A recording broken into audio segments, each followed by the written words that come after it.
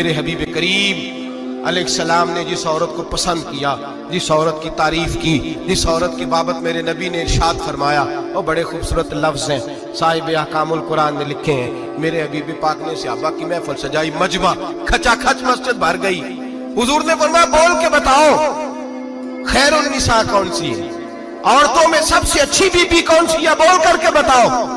حضرت صدیق اکبر سے لے کر مولا علی تک، حضرت علی سے لے کر جناب بلال تک، حضرت سلمان فارسی سے لے کر عبداللہ مزنی تک بھرا پڑا ہے مجمع۔ حضور نے فرمایا بولو سب سے اچھی عورت کون ہوتی ہے؟ ایک صحابی کہنے لگے حضور جس کی نماز قضا نہ ہوئی ہو، فرمایا وہ بھی اچھی ہے پر تم میری مراد کو نہیں پہنچی۔ ایک نے کہا حضور جو خامد کی تابع دار ہو، فرمایا وہ بھی اچھی ہے پر تم میری مراد کو نہیں پہنچی۔ ایک صحابی نے کہا یا رسول اللہ جو پاک دامن ہو، حضور نے فرمایا تم میری مراد کو۔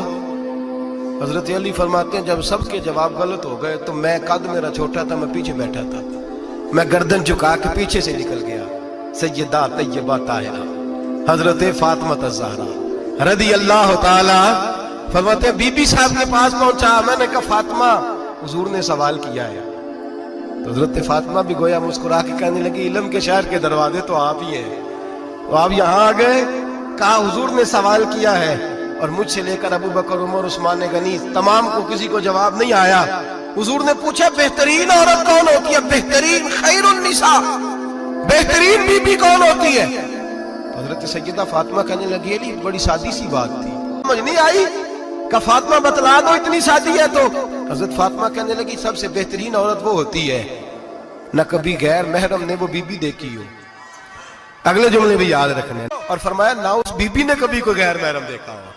صرف مرد پہ پابندی نہیں کہ وہ عورت نہ دیکھے، فرمایا عورت پہ بھی پابندی ہے کہ وہ بھی غیر محرم کا چہرہ نہ دیکھے۔ فرمایا بی بی نے بھی غیر محرم نہ دیکھا ہو، وہ خیر النساء ہے، وہ سب سے اعلیٰ۔ حضرت علی کہتے میں جھٹ سے آیا، پیچھے بیٹھا، بات ابھی جاری تھی، میں نے ہاتھ کھڑا کر دیا، میں نے کہا حضور میں بتاؤں؟ نبی پاک نے فرمایا بتلاؤ۔ تو کہتے میں نے کہا حضور بہترین بی بی وہ ہوتی ہے جس نے نہ کبھی غیر محرم دیکھا ہو اور نہ غیر محرم نے کبھی اسے دیکھا ہو۔ علی فرماتے ہیں میں نے جواب دیا تو میرے رسول کی آنکھوں میں آنسو آ گئے، حضور روئے اور فرماتے ہنستے مسکراتے اچانک صحابہ کے آنسو برسنے لگے، مجمع پہ کیف سا طاری ہو گیا، آنکھیں برسنے لگی۔ ہم لوگ حضور کے رونے پر سکتے میں آ گئے، نظر اٹھائی تو جواب تو میں نے دیا تھا، تعریف میری ہونی چاہیے تھی، شاباش مجھے ملنی چاہیے تھی۔ میرے حبیب نے رو کے آنسو پوچھ کے فرمایا میں تمہیں کہتا نہیں الفاطمہ تو بدعۃ منی، فاطمہ واقعی میرے جگر کا ٹکڑا ہے، فاطمہ میرے وجود کا حصہ ہے، میں تمہیں کہتا نہیں رہتا؟ کہا فاطمہ میرے جگر کا ٹکڑا ہے۔ حضرت علی فرماتے ہیں صحابہ میری طرف دیکھنے لگے اور کہنے لگے علی جواب تو دے، شاباش بی بی صاحبہ کو ملے۔ تو کہتے ہیں میں نے کہا حضور روئے ہیں تو آنسو میرے بھی چھلک ہی پڑے ہیں۔ فرمانے لگے لفظ میرے ہیں پر سوچ اس بیٹی کے ہے جس کی تربیت محمد عربی نے فرمائی ہے۔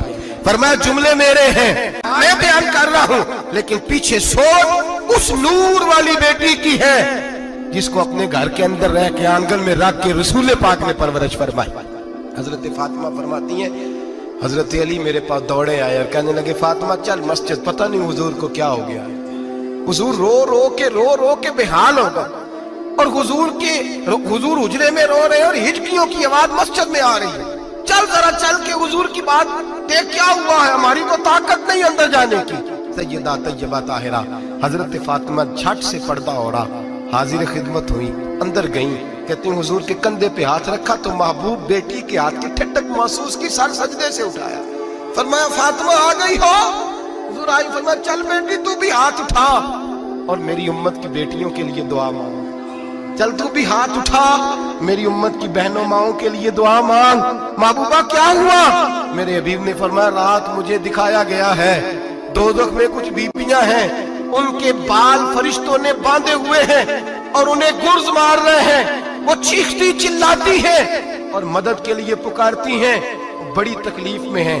تو بی بی صاحب عرض کرتے ہیں یا رسول اللہ ان کی غلطی کیا ہے؟ تو میرے نبی نے فرمایا وہ باریک دوپٹہ اوڑھتی تھی، وہ باریک دوپٹہ اوڑھتی تھی، ان کے بال چمکتے تھے، غیر محرموں کی نظر پڑتی تھی، انہیں دوزخ میں سزا ملے گی، وہ چلائیں گی چیخیں گی، ان کی مدد کو کوئی نہیں پہنچے گا، چل تو ہاتھ اٹھا دعا مانگ۔ حضرت فاطمہ امت کو پیغام دیتی ہیں پردہ اوڑھ دو، حجاب میں آ جاؤ، اپنے آپ کو رسول اللہ کی بارگاہ میں جھکا دو۔